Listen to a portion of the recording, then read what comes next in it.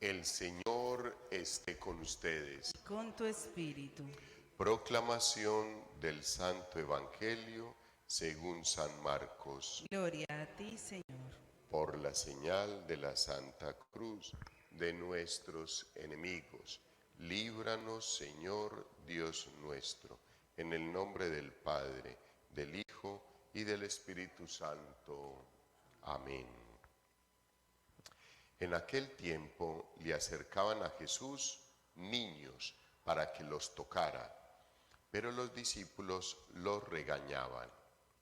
Al verlo, Jesús se enfadó y les dijo: dejen que los niños se acerquen a mí, no se lo impidan, pues de los que son como ellos es el reino de Dios. En verdad les digo que quien no reciba el reino de Dios como un niño, no entrará en él. Y tomándolos en brazos, los bendecía imponiéndoles las manos. Palabra del Señor. Gloria a ti, Señor Jesús. Pueden tomar asiento, queridos hermanos.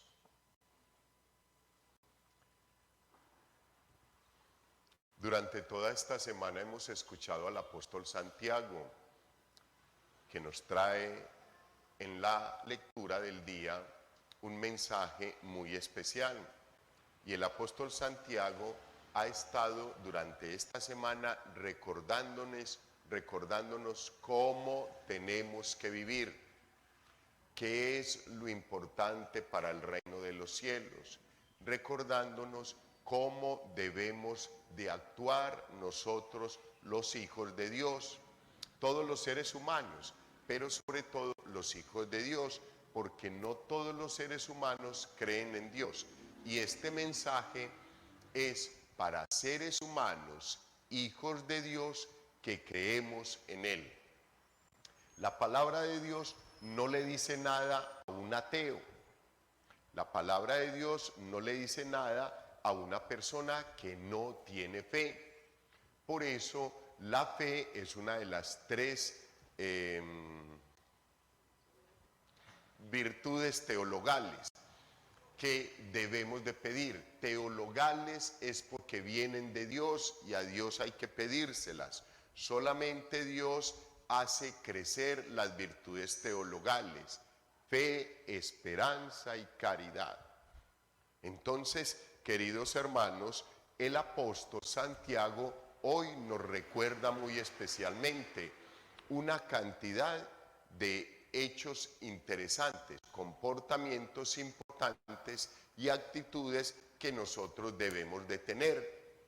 Pero para poder identificar cuál es el texto, o más bien cuál es el mensaje central en el que el apóstol Santiago nos quiere hacer énfasis, tenemos que fijarnos en el Salmo. Recuerden que la lectura de cada día igual al Salmo van correlacionadas, o complementa a la lectura o enlaza la lectura con el Evangelio, o es una respuesta que el salmista da a la lectura del día. En este caso, como la lectura tiene tantos temas especiales para uno entrar en detalle, hay que mirar el Salmo, cuál es el énfasis que hace el Salmo. Entonces nosotros vemos acá en el texto bíblico del apóstol Santiago que nos habla: ¿está sufriendo alguno de ustedes el sufrimiento? Por ejemplo, podría uno tranquilamente centrarse ahí.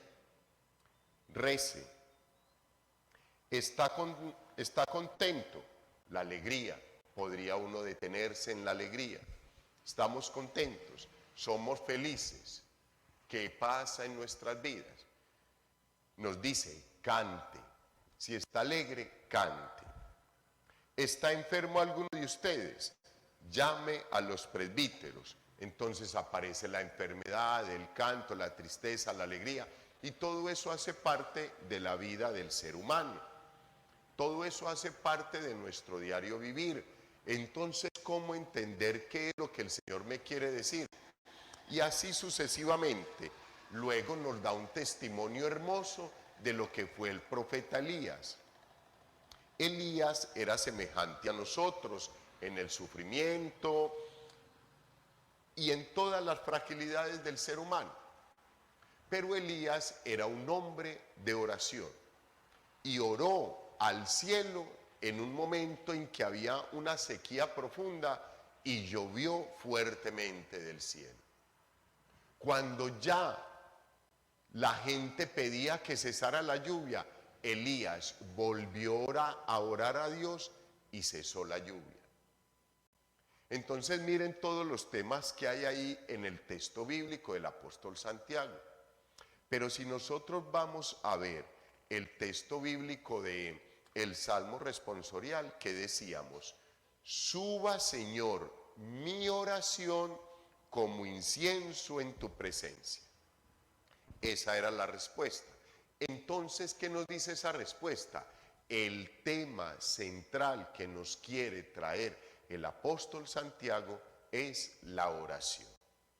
Entonces volvemos al texto bíblico del apóstol Santiago y nos vamos a encontrar todo esto, pero ya no para centrarnos en ninguna de esas otras particularidades del ser humano, sino para centrarnos cada una de ellas que me dice de la oración. En este caso, ¿está sufriendo alguno de ustedes? Rece, o sea, órele al Señor. ¿Está contento? Cante, alabe al Señor, glorifique al Señor. No es ponerse uno a cantar ahí calipachanguero, no. Es alabar y glorificar a Dios, alabanzas al Creador. Por eso el salmista, que eran salmos, eran cantos de alegría, de gozo y de felicidad para Dios. Suba mi oración como incienso a tu presencia. Señor, te estoy llamando, ven deprisa, escucha mi voz cuando te llamo. Suba mi oración como incienso a tu presencia, el alzar de mis manos como ofrenda de la tarde. Una hermosura, eran cantos para Dios, alabanza y glorificación a Dios. ¿Está enfermo alguno de ustedes? Llame a los presbíteros de la iglesia, que recen por él y lo unjan con el óleo en el nombre del Señor. La oración hecha con fe salvará al enfermo y el Señor restablecerá en él la salud, y si hubiese cometido algún pecado, le será perdonado. Otro hermoso tema para esta mañana: el perdón de los pecados. Pero centrémonos en la oración. La oración, queridos hermanos, lo dice el texto bíblico, hecha con fe y con devoción. Hay que pedir la fe para que nosotros podamos vivir como hijos de Dios, como hijos llenos de gracia y de bendición. Que si estamos en el templo, yo parto de que ustedes están en el templo porque ahorita cuando se despertaron, porque ahorita cuando abrieron sus ojos, sintieron el deseo de venir al templo. Ojalá no fuese ahorita y desde ayer y desde el domingo pasado hubiesen programado el encuentro personal con el Señor, que a eso es a lo que nos invita el apóstol Santiago. Que cuando estés triste, que cuando estés enfermo, que cuando estés alegre, o sea, en todo momento órale a Dios, en todo momento órale a Dios. Y en realidad debería de ser así. Si estoy bien, oro dándole gracias a Dios. Si tengo algún inconveniente, oro pidiéndole a Dios se encargue de esas situaciones que en ocasiones nosotros los seres humanos no somos capaces, porque necesitamos mucha sabiduría, y como no venimos al templo todos los días, hijos, a recibir la sabiduría, nos queda faltando. Cuando el Señor nos regala su gracia y su bendición, miramos diferente las cosas, no nos ahogamos en un vasito con agua, vemos soluciones. Cuando yo no me pongo en las manos del Señor, todo se me vuelve un problema y veo la oscuridad y no veo la salida y no veo la luz, y lo más fácil es salir corriendo de situaciones supremamente pequeñas, de situaciones triviales que se pueden solucionar con un poquito de calma ante la presencia del Señor, o sea, en la oración. ¿Y qué hay que pedir en la oración? Hijos, en la oración, desde mi experiencia personal, no tenemos nada más que pedir. Nada más que pedir. Podríamos tranquilamente permanecer en silencio, dándole gracias a Dios, porque el texto bíblico nos dice que el Señor sabe todo de nosotros. Todo lo que necesitamos antes de que se lo pidamos, Él lo sabe, y yo creo en lo que me dice la palabra de Dios. Pero ¿qué deberíamos de pedirle al Señor? Señor, que yo acepte tu santa voluntad. Señor, sálvame. Dos cositas, la una va ligada a la otra. Si el Señor me salva es porque yo acepto su santa voluntad, y si acepto su santa voluntad, con toda seguridad lo voy a agradar y me va a regalar la salvación. Pero si usted quiere pedirle al Señor cualquier otra cosa, se la puede pedir, le puede pedir lo que quiera, porque es que el Señor no rechaza ninguna oración. Pero el texto bíblico nos dice, y esta semana nos hacía énfasis, ¿por qué no obtenemos lo que pedimos? Primero, porque no sabemos pedir y pedimos mal. Y siempre pedimos bobadas que nos pueden enredar la vida y nuestra salvación. Y el Señor no nos va a regalar eso. Le pedimos al Señor cosas, queridos hermanos, que nosotros en la finitud que tenemos, no en la sabiduría eterna de Dios, nosotros no conocemos. Nosotros no conocemos el sentido de la enfermedad que llevamos. Nosotros no conocemos el sentido que tiene la crisis económica, la crisis sentimental, la crisis en la familia, la crisis laboral. Nosotros no conocemos eso porque no hemos adquirido la sabiduría de Dios. Uno de los 7 dones que están ahí en las columnas del templo, que son los dones del Espíritu Santo que debemos de pedir para que esos dones afloren en mi vida, y estos frutos de este maravilloso árbol de los frutos del Espíritu Santo que cuida la Santísima Virgen María afloren en nuestra vida. Nosotros no hacemos eso, y fuera de eso nosotros los sacerdotes no lo enseñamos. Entonces estamos, como decía mi abuela, fregados. Pero lo ideal es que cada día nosotros, viniendo al templo, demos un pasito más. Entonces, cuando yo adquiero sabiduría, entiendo que yo no tengo nada que pedirle a Dios, que todo lo que tengo que hacer es alabarle, adorarle, glorificarle. Gracias, Señor, gracias, Señor, gracias, Señor.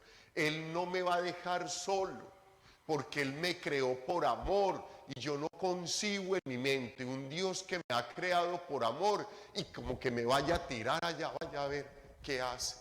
No, yo no puedo creer eso, que Dios me haya creado por amor y me tire allá a la tierra, vaya a ver si se lo tragan esos lobos. No, va a acompañarme, va a estar conmigo, camina conmigo, me lleva de la mano, en ocasiones me carga para que pueda pasar situaciones duras, difíciles y complicadas. Pero tú le quieres pedir un carro al Señor, pídaselo, pídaselo. pídaselo. Que ahí es donde yo le digo, ay Padre, llevo 30 años pidiéndole una casita al Señor, mi vida, y entonces no has entendido.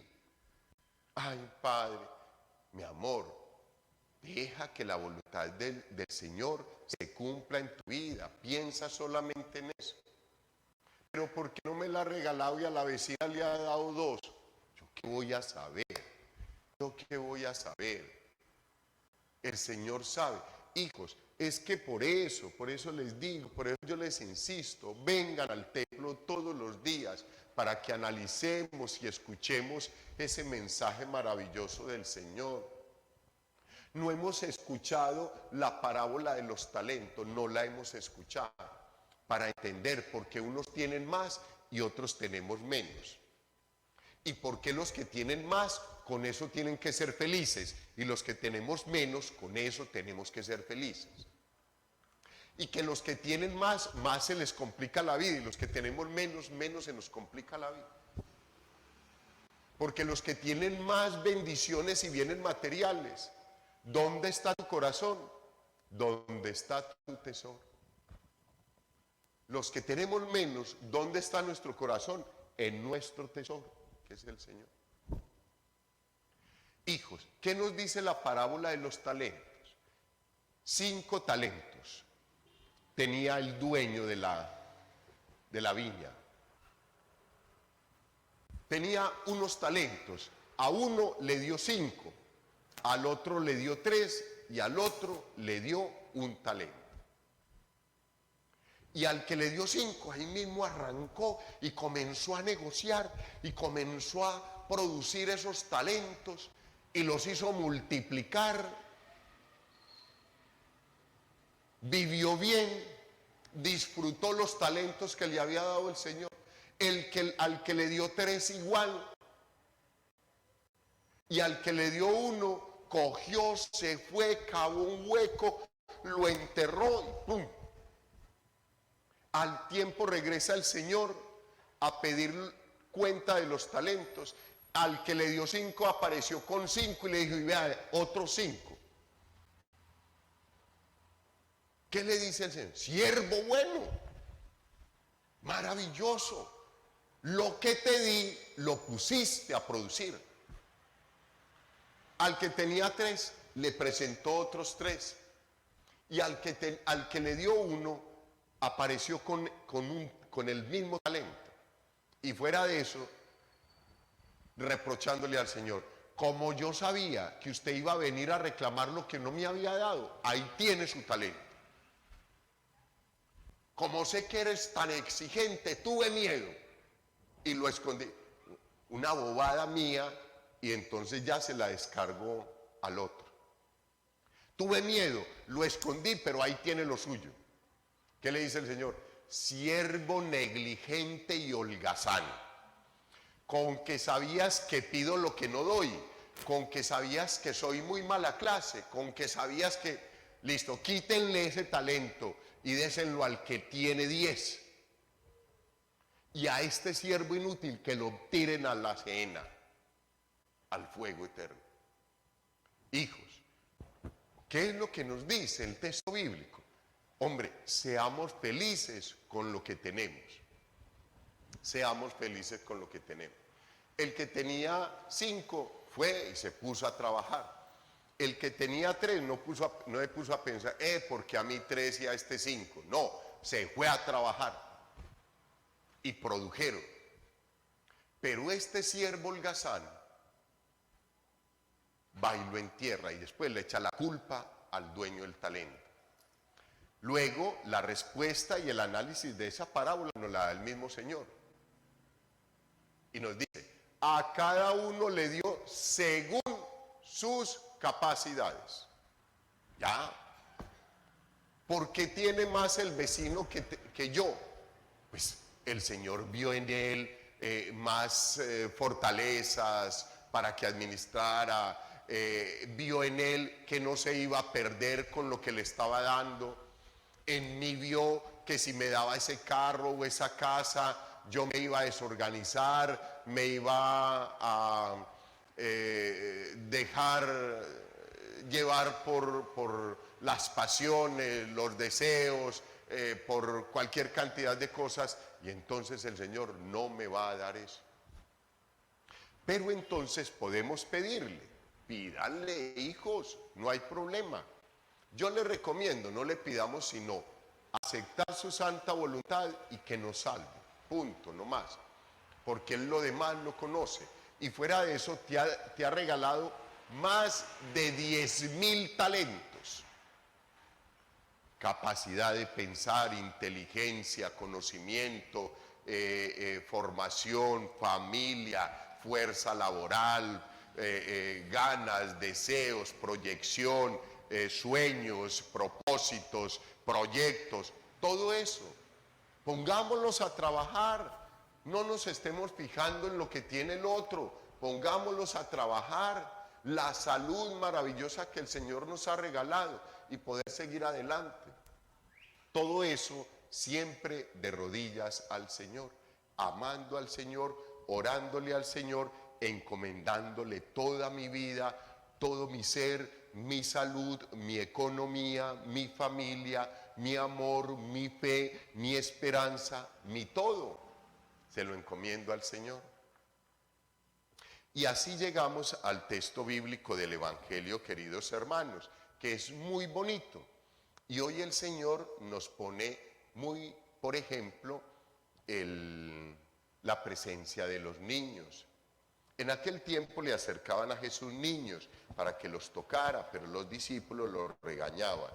Al verlos Jesús se enfadó y les dijo, dejen que los niños vengan a mí. El reino de los cielos es de aquel que se hace como un niño.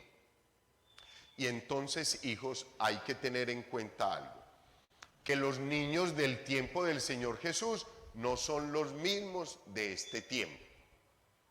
La tecnología, el progreso del ser humano ha dañado y ha permeado a nuestros niños. Los niños del tiempo del Señor Jesús eran sumisos, obedientes, juiciosos y hacían caso. Ahora los niños ni son juiciosos, ni hacen caso, ni son obedientes. No todos tampoco. Hay hogares bien conformados que luchan por acompañar muy bien a sus hijos. Y hay hijos que también se dejan acompañar.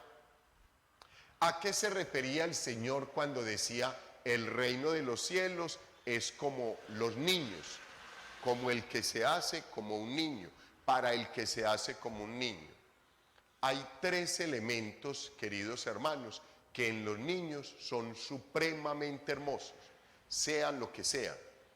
Así en estos momentos, uno va a un colegio y uno ve que un niño coge y le arrebata al otro la comida, y le pega al otro y lo empuja y tal cosa, y se burlan de un niño y se burlan del otro. Es una realidad. O sea, el Señor no está alabando eso. Él está alabando y reconociendo tres comportamientos muy especiales que hay en los niños: la humildad, la sencillez y la confianza. Sobre todo, la confianza. ¿Cuál es la característica de la época de niños? La confianza. Que mi papá me dé la mano, que mi mamá me dé la mano. Tener la confianza en ellos, tener la confianza en ellos. Eso es lo que exalta el Señor. Que los niños tengan la confianza en sus papás, y por eso nos dice, el reino de los cielos es de aquellos que se hacen como niños, o sea, de los que nos dejamos tomar la mano del Señor, los que le pedimos al Señor nos dé la mano, los que le suplicamos, Señor, yo quiero hacer tu voluntad.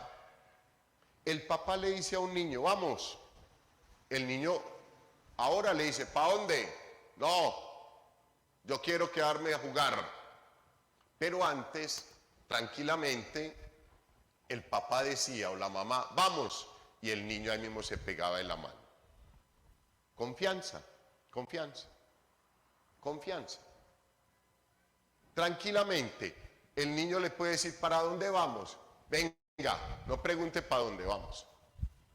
Y ya, y se lo lleva uno. Y listo. Confianza, confianza. Eso es lo que quiere el Señor contigo y conmigo.